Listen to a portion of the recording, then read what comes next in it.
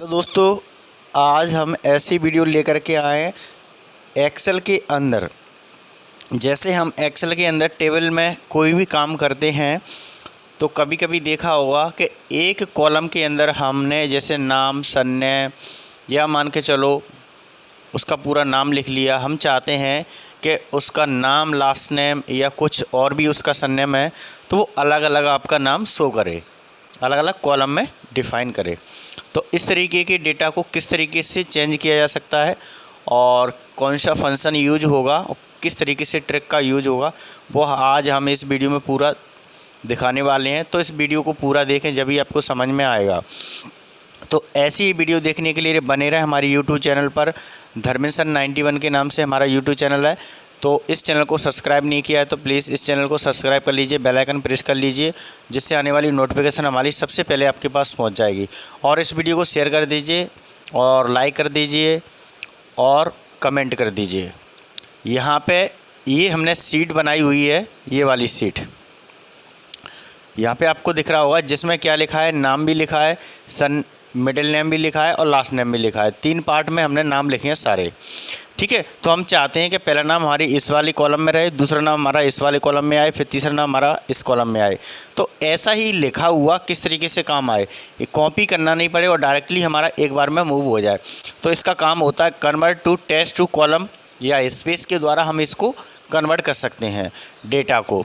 तो देखिए इस वीडियो के अंदर किस तरीके से हम आपको क्रिएट करके दिखाएंगे, जिससे आपको कोई भी डाउट ना होगा। हमने ऊपर लिखा है how to separate first and last name in table excel. जो हमारा फर्स्ट नेम है, लास्ट नेम है, उसको हम सेपरेट कैसे करेंगे कॉलम वाइज में। ठीक है, हिंदी में भी लिखा है एक्सेल में फर्स्ट और लास्ट नेम को अलग कैसे करें। मतलब यहाँ पे हम फर्स्ट नेम और लास्ट नेम, मिडिल नेम कुछ भी हो सकता है, उसको हम अलग अलग किस तरीके से कर सकते हैं। तो उसका आंसर होता है हमारा टेक्स्ट टू कॉलम में डिवाइड करना, या मान के चलो स्पेस यूज करना। तो ये किसके अंदर मिलता है, सबसे बड़ी बात होती है, ये होता है मेनू बार। मेनू बार आता है आपका यहाँ पे एक्सेल के अंदर डेटा। मेनू बार के अंदर होता है डेटा। यहाँ पे आपको डेटा दिखाई दे रहा होगा, ये डेटा के अंदर पार्ट होता है। यहाँ पे देख लीजिए, मैं इसको थोड़ा सा नीचे करके मूव दिखा देता हूँ। ये मेनू बार हैं सारे, यहाँ पे आपको डेटा दिख रहा है। डेटा के अंदर आपको दिखाई दे रहा होगा text two columns. Text two columns के अंदर आपको क्लिक करना है, जिससे क्या होगा, आपका डेटा जो भी है वो इस तरीके से अलग अलग कॉलम में अपने अनुसार डेटा को चेंज कर देगा। एक कॉलम में जो भी लिखा है इसके अंदर हम काम करेंगे। ठीक है, तो देख लीजिए इसको किस तरीके से काम करेंगे और कैसे यूज होगा। तो सबसे पहले मैं इसको थोड़ा सा ऊपर ले लेता हूं, जिससे क्या है, सही आपको पूरा वीडियो के अंदर पूरा डेटा दिखाई देगा। तो इस तरीके से मैंने डेटा को यूज कर लिया है और यूज करने के बाद मैंने इसको सेपरेट टेबल तरीके से बना दिया है।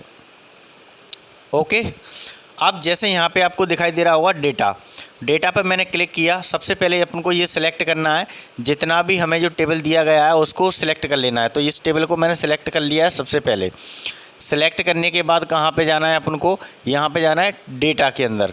डेटा के अंदर जाना है मेनू बार के अंदर। फिर कहाँ जाना है आपको, टेक्स्ट टू कॉलम्स में जाना है। टेक्स्ट टू कॉलम पे क्लिक करेंगे तो आपका इस तरीके के पार्ट ओपन होके आएगा। किस तरीके का पार्ट ओपन होके आएगा, आपका इस तरीके का पार्ट ओपन होके आएगा, जो आपका डेटा दिखाई देगा।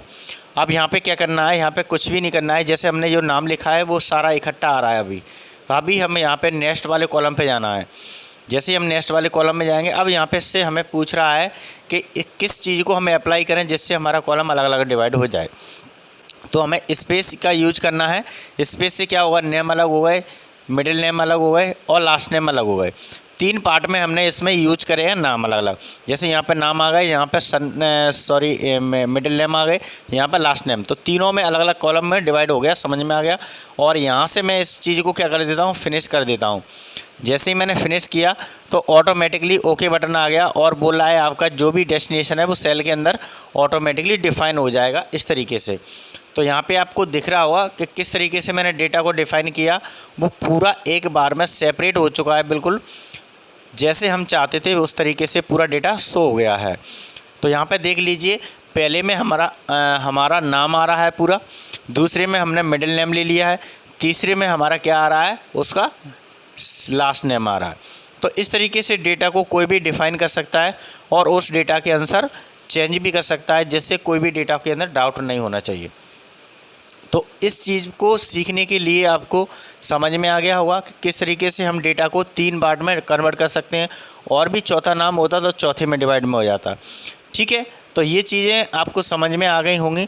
तो इस वीडियो को सबसे ज़्यादा शेयर कर दीजिए, और जितना आप शेयर करेंगे तो आप तो सीखेंगे, अन्य और भी बच्चे इस चीज़ को सीखेंगे, ये चीज़ नहीं आपको आती है तो।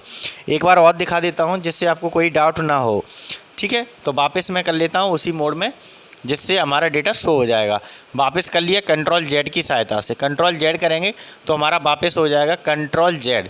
कंट्रोल जेड मतलब होता है CTRL।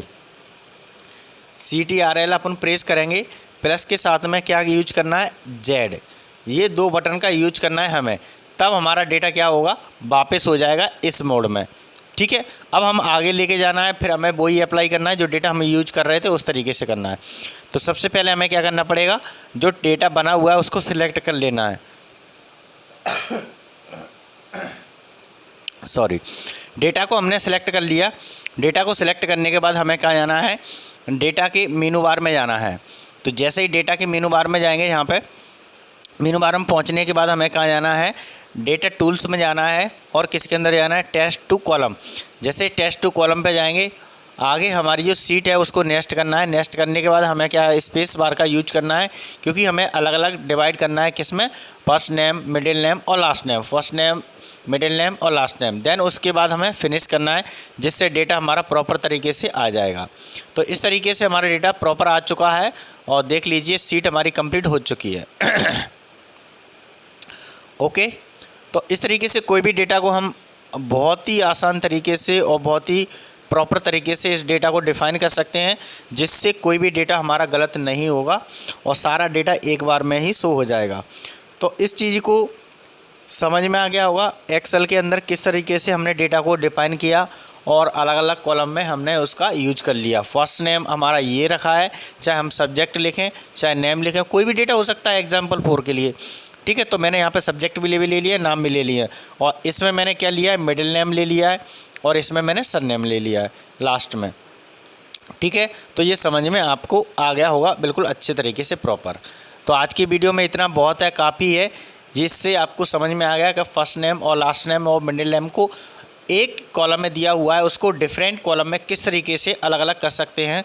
तो इस वीडियो को आप देख करके बहुत ही अच्छे से, बहुत ही आसान तरीके से सीख सकते हैं, और test to column space bar का यूज करके इस फंक्शन को अप्लाई करके एक्सेल में बहुत ही अच्छे से परफॉर्म कर सकते हैं और कार्य कर सकते हैं बहुत ही आसान तरीके से। थैंक यू, फिर मिलते हैं नेक्स्ट वीडियो में। जब तक ऐसी वीडियो को देखते रहें और आगे बढ़ाते रहें, शेयर करते रहें, और इस चैनल पर फर्स्ट टाइम है तो प्लीज़ इस चैनल को सब्सक्राइब कीजिए, बेल आइकन प्रेस कीजिए, जिससे आने वाली नोटिफिकेशन हमारी सबसे पहले आपके पास पहुंच जाएगी। Thank you very much.